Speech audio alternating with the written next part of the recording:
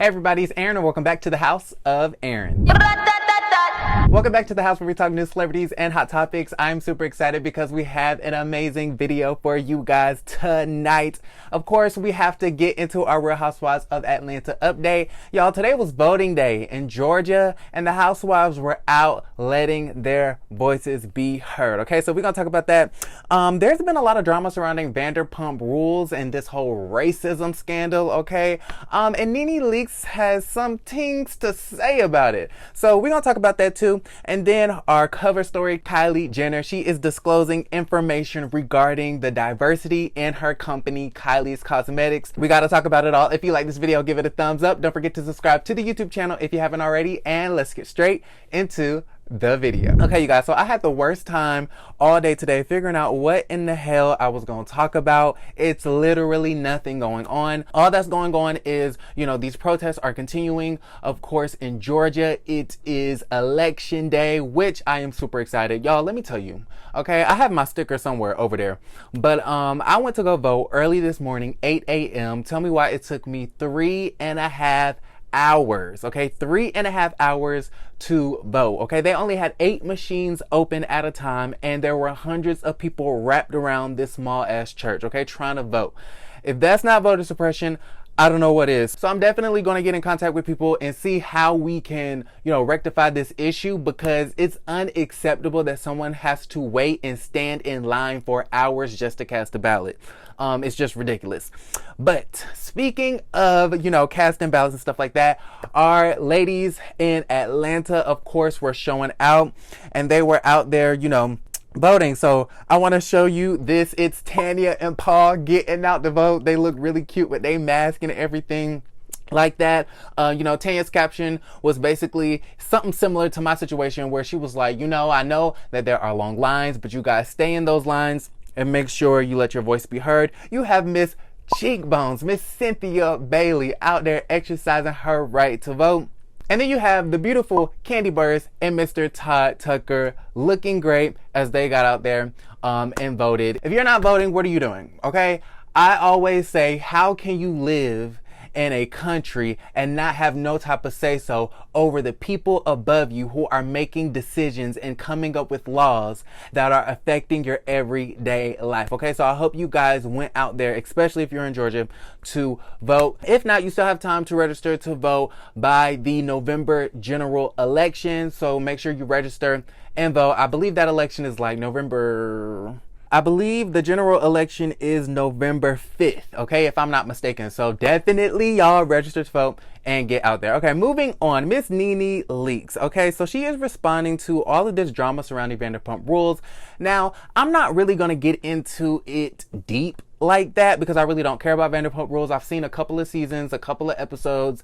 It's nothing but trash to me. I mean, the show clearly has an issue with diversity. They clearly have an issue with black voices or the lack of black voices. So there's definitely been a situation over there at Vanderpump Rules where, you know, the one black girl that they did have, they never showcased her. She never got confessionals, I believe. They never involved her in any of the major storylines. You would see her pop up and pop in and out every so often, maybe having 1 or 2 words each episode, but they never really gave her the light of day. So I thought that was really, really lame. Shame on Bravo and shame on Miss Vanderpump for, you know, not having at least one main black character. I thought that was really whack. There are black people in Los Angeles. Like, I'm just confused.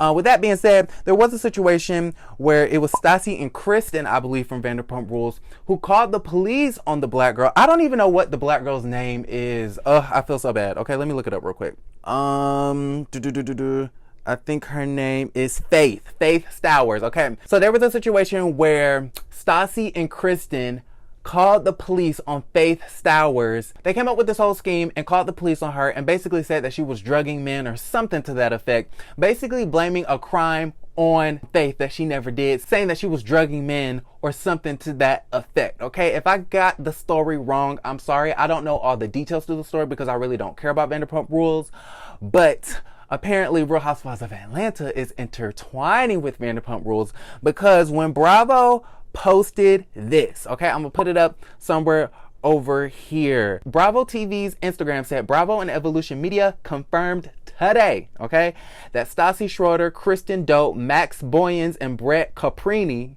I don't even know if I'm saying those names right, will not be returning to Vanderpump Rules because of all the drama that they have caused and these racist scandals that have come to the light. All right, so shout out to Bravo for actually, you know, standing up, okay, and putting these people in their place, for treating Faith like this. It's unfair.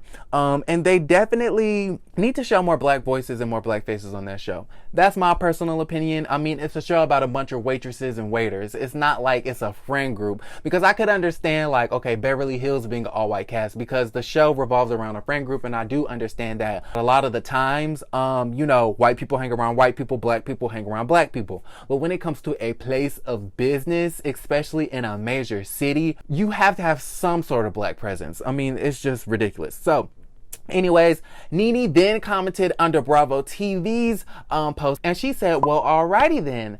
Now we have a few questions to ask about in other areas where there's a major difference. Should we talk privately or publicly? I don't know what Nene is talking about. If you know what Nene is talking about, leave it in the comments down below. We are going to play a game of what is Nene talking about, all right? Because I really don't understand, like, what is she saying? Like, what does this have to do with Kristen and Stassi and Faith? Like, she's saying we have other questions about other areas where there's a major difference. Like, that sentence is just grammatically incorrect. It really just doesn't make any sense. People in the comments were going in on her too, saying, girl, like, you should be glad that you had a job, because you literally had HR complaints against you. You fought the producers. Y'all, Nene be talking to the producers with no respect. Like, if I was an executive, I would have been like, you're out, because you're not going to disrespect our crew. Okay, like, that's just not professional. You're not treating Ryan Murphy's crew like that. You didn't treat the crew over there at Fashion Police like that. So why, when it comes to the Real Housewives of Atlanta, you want to cuss the crew out and fight the cameraman? Like, that's just not professional. So Nene, I don't know what you're talking about. I did want to point out that when Candy was on a live with, I forget his name, Justin Sylvester, I think his name is, from Ease Sip or whatever show that is on C, where they talking gossip about celebrities. Candy did bring up a good point where she said that she is actually in talks with Bravo executives to see how they can better diversify their higher ups, their leaders, their executives, because I think it's very unfair how you guys profit off of black people. Okay, you have a large black audience, especially when it comes to Real Housewives of Atlanta and Potomac and Married to Medicine. You know, you have people tuning in every week, watching your advertisements throughout the show, giving you guys a lot of money, but yet there's not a lot of people of color in the decision-making roles. So I just thought that was good. Kudos to Candy for bringing up that conversation. Last but not least, let's get into Miss Kylie Jenner's. Okay, Miss Kylie Jenner's.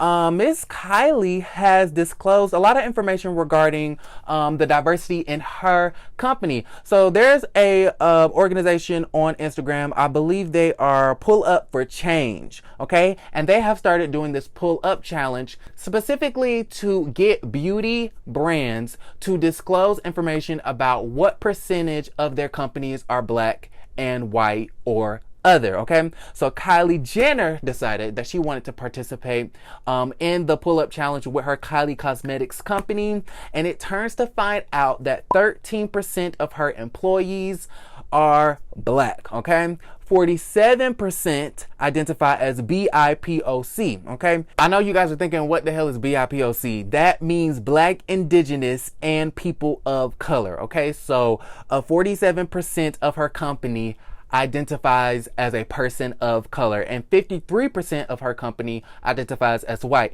So I just found that really interesting. That's a pretty good mix. It's kind of like half and half, people of color, half people white. You know, it's still a disparity there because, you know, white people are the majority, but what do you expect from a white company? With that being said, 100% of Kylie Cosmetics employees are women identifying. Okay, so everyone there identifies as a woman. So I'm assuming that they do have some trans people and some other people who identify differently from the gender that they were assigned to at birth.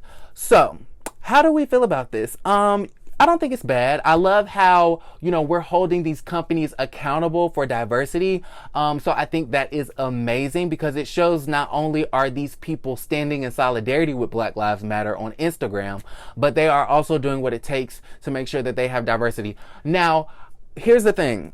I want these companies to make sure that not only do the frontline workers, okay, the lower tier workers, are diversified, but we need to make sure that some of the leaders are Black, some of the directors are Black, some of the decision makers are Black. Because if you're going to be selling to Black people, you need to have a Black person up there in those decision making roles. And not only that, you need to make sure you pay your employees a living wage. We have so many Americans living paycheck to paycheck.